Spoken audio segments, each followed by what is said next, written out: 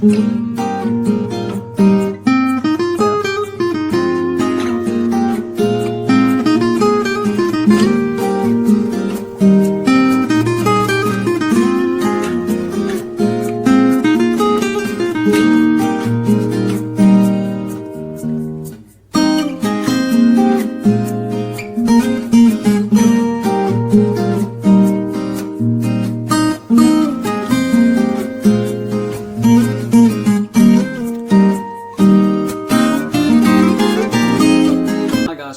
CK Reptiles. Today we're going to do a video about unpacking some animals that we got today, and then also we're going to do a video about best beginner venomous snake in my opinion. So I hope you guys enjoy. Alright, cool. Let's quickly start with the most, I think the best beginner venomous snake. These guys are called Western hognose snakes. So they are really cool. If you know anything about them, you know that these guys are also the drama queens of the snake world. They are really, they are the drama queens. We'll show you guys a little bit now, or a little bit later. But yeah, we got a few of these guys today. We'll be selling them at the shop. These are called Western hognose snakes. Now normally I would not handle a venomous snake, but these guys are considered mildly venomous to non-venomous because they almost never bite, and they would rather play dead than try and bite you. So really cool snakes. These guys come from North America. It's the Western hognose. You also get a bunch of cool variations. We have a conda here and a green as well, which I will be showing you guys in a while. You actually, if you're not too familiar with it, you won't know the difference really.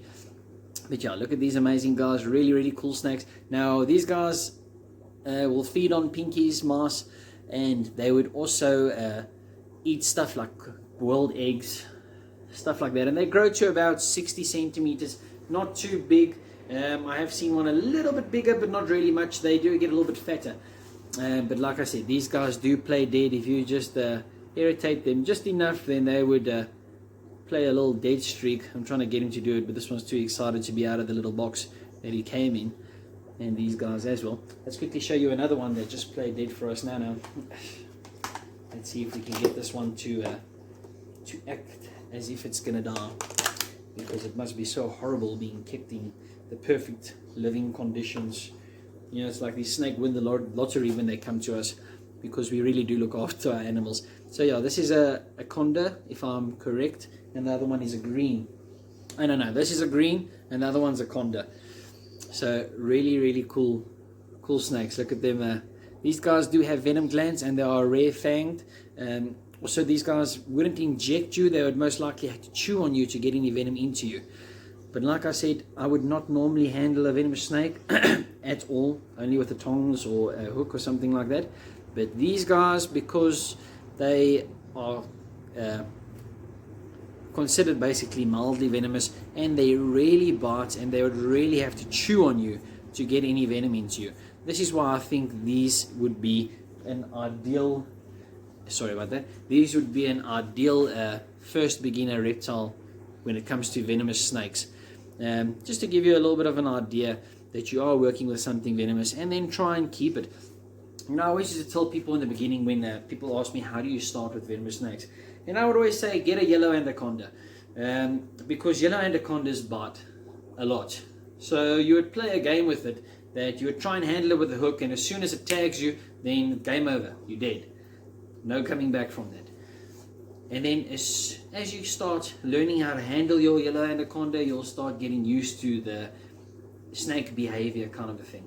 You know, I'm not saying all snakes behave the same and same patterns and stuff like that. Cobra is completely different to boas and stuff like that, but just the idea of it, you know, not get bitten. Don't get bitten, don't do stupid things. Don't, you know, there's a lot of guys that have this saying, if you play dumb games, you're going to win stupid prizes. So playing dumb games with venomous snakes, you will win a stupid prize eventually. Even when it comes to feeding venomous snakes, you have to be so careful. You know, we know some people that use tongs like this to feed a venomous snake. Now, I don't know if you know this, but this thing is not very long. This is maybe a 20 centimeter long tweezer, and if I have to hold this to a long striking range, a snake that has a quite long range to strike at, it will be my fingers. Especially if they have heat sensing pits, your prey item is not 30 degrees or 28 degrees, 26 degrees, and they go straight for your hand because now that's the prey item. He smells it, smells the mouse right in front of him, but they miss it because it's off with a degree in temperature, and they go for your finger. And this has actually happened to a very well-known venomous keeper in South Africa, like lately, I think it was probably about a week or two ago, I'm not even sure. I just read through the post very carefully, and not too carefully, I just skimmed through it, just checking if he's fine, everything's good. It's someone that is an inspiration to us when it comes to venomous snakes. But you see, even those people can get bit. So yeah, when it comes down to venomous snakes, do your research, go on handling venomous handling courses, and do the homework. Don't just jump into it. You can't get into a Ferrari if you don't have a license. If I'm just trying to make a kind of an analogy for you to get it. But venomous snakes is life-threatening, and when people do get bit because they do not understand how to handle venomous snakes or how to even treat them, then it looks so bad on the hobby, because now you have all these snakes killing people, children, fathers, whoever, mothers, whoever the case may be. Now these snakes will kill you, because most of the snakes we keep in South Africa that are venomous are from different countries. So anti-venom around here for, say now, cascabel rattlesnake, or even something like a king cobra, I don't think there are too many people with anti-venom. I'm sure there are some people that have anti-venom, but those things expire, so eventually it's going to cost you so much money to keep on getting anti-venom when the snake hardly never bites you, and then when it does bite someone, you are going to have to give your anti-venom to someone else just to save their life. This has happened before. I've seen this happen before, where people are getting bitten by their pet snake, and someone else who had anti-venom had to supply the anti-venom to this person to save their life, and not even a thank you. But anyway, that's not really part of the video. So yeah, venomous snakes, guys. If you want a venomous snake, start with a hognose or a green anaconda or a rat snake, something aggressive, something that's cage aggressive. Even an anaconda might be too much, because the thing's going to get massive, and then what you're going to do with it when you only wanted a snake about this big. So yeah, maybe try grey rat snakes. They always have lovely little tempers on them, and really ready to strike at any time. But just look how cute these guys are. This one doesn't look like she wants to play dead. I think it's a female. But yeah, look at these little faces. That looks like a little piggy, doesn't it? So yeah, they're called hog noses because of the lifted part of the nose in the front, almost like a kind of a shovel. Really pretty. Sorry, these are really cool snakes. I have owned some of them before, but very long time ago. Very long time ago. Really cool snakes. Like I said, the drama queens of the snake world. So yeah, other venomous snakes to start with, if you do have some experience, white-lipped tree viper is really cool. It's a green snake. They come from Indonesia, Southeast Asia, and they are pretty venomous. They will put you in hospital for sure, but the chances of you dying from it is a lot less than, say, a rattlesnake or a cobra or something that attacks your nervous system, and then you have a little bit of a problem, where when a boreal viper bites you, like a white-lip, then you can still do major damage. It can do major damage, a lot of rotting of flesh and stuff like that, but at least you'll have a better fighting chance to survive with your life. So yeah, like I said again, really guys, if you do buy venomous snakes, do your research. Don't just jump into it because it looks cool to have a venomous snake. Now you the man. It doesn't work like that. When you die from a venomous snake bite, then you're not the man anymore, then you guy in the grave. So be careful and try guys like these first, and then also don't handle them. Handle them with a hook. Treat it as a venomous snake, because it is, and they do have venom glands. So this is something that could really put you on the right path when you're learning how to keep venomous snakes. Really cool, guys. Love these snakes. Okay, let's quickly show you guys what we have some other guys to unbox as well. Just a quick shout out to DJ from Reptiles for Centuries. Thank you very much for these guys. Appreciate, man. We'll do a lot more business with you.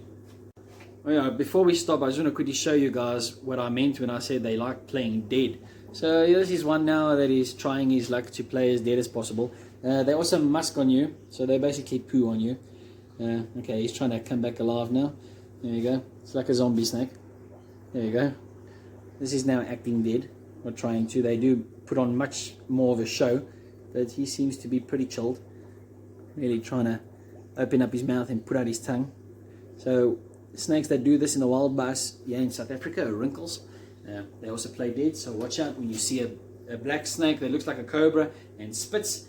You will probably think it's dead and pick it up and boom, got you. So yeah, hold on for the unpacking video. Alright, so what we got next is what we have unboxed. We have already unboxed them, so I just chucked them in the box to create effect. So let's quickly check. Here is the first guy we got. Really pretty. These are all ball pythons. Look at the color on this guy. This is a ghost male. A male. We'll find out if it's hit for anything, but I'm pretty sure it's not. We're going to be selling these in the shop. Nothing to do with our breeding, so mutations don't really mean anything for this. These are more for people that would just really like a pretty snake in their house, in a nice display cabinet or something, and something for them to look at nicely and to handle. So yeah, very pretty. These guys look even much more better in real life. You actually cannot see how pretty they are. It's more like a yellowy orange color. Very, very nice snakes, very pretty. Let's quickly check what's the next one. Okay, here's one of my favorites and one of the first ball pythons I ever owned. It's a spider mutation. Look at these guys, very pretty. Very pretty. These guys are known to have head wobbles, so what will happen is when they are born, this is due to a lot of different inbreeding, and when you inbreed too much, specific mutations which you get from the inbreeding would then have some kind of a disability. And now this guy would think he was a bat, and he would start wobbling his head, and he would be hanging upside down and doing really weird things, and that is where they get that from. But it's just a neurological problem that they get. So yeah, look at the patterning on these guys. Pretty, ain't it? Very pretty. Okay, next guy. Let's see who else we have in here. Okay, here's our Mojave. Also one of my favorites. These guys get all lighter and lighter as they go.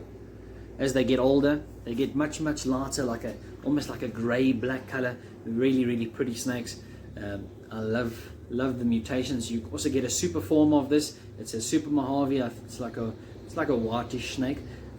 Very nice, very nice. Not completely white, but yeah, a lot of nice mutations in there. Look at these pretty snakes, huh? Okay, let's see who else we have in here. Some of you and you. Okay, so these two confuse me completely. I think one might be a yellow belly, which might be this one, and this one might be I'm actually not sure what is this one, but we will find out, and I'll put it in the over here somewhere. But yeah, we'll find out what is this one. Really cool. Looks almost like a normal, but could be something else as well. You never know. Really nice animals. So yeah, that's our unboxing today. And the yellow belly. Really cool. They don't call them yellow belly because they're yellow. They just call them because they have a yellow patterning. More yellow inside them than anything. Really pretty snakes.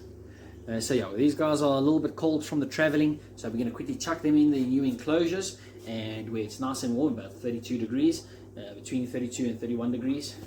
Sometimes it'll dull down to about 28 degrees, and then you should still be fine with them though, especially now in winter time. And they will do fine. They will get their first feeding next week with the rest of the snakes, and they should be fine until then. Luckily, snakes can go a while without eating.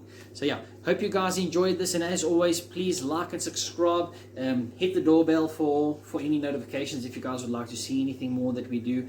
We're going to be doing a lot more exciting videos. especially now in this time. And you know, sorry if we don't get to the videos all the time, but we really do try. I actually have taken a lot of videos in this last week and just never got to post them. So we have deleted them because now they're kind of updated and the news we wanted to give then is no longer valid.